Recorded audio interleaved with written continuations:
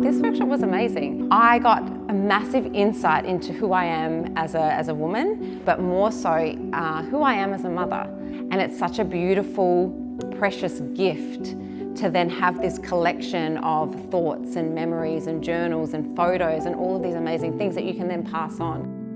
This was my second workshop actually, and I absolutely loved it. The second time around I found that I also, so much more came out of my heart, so it was really beautiful. To be in the room with other women who are doing this is really special because it allows you to see that it's not just you going through these things. I mean, we were all, laughing together, crying together. You hear stories of these women that you think, oh my God, it's not just me. I'm not just going through this alone. Even if you're not a journaler, I think it's a beautiful process to go through. I don't know how to get that stuff out of myself normally, so there were so many beautiful things that came out, even stuff from my own childhood, which was really special memories for me as well.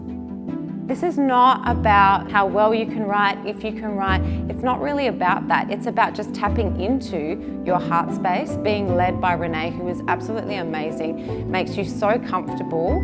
And if you don't know what to write, it doesn't actually matter. But you'll find that when you're in this space and the beautiful meditations that she also takes you through, it just starts coming out of you.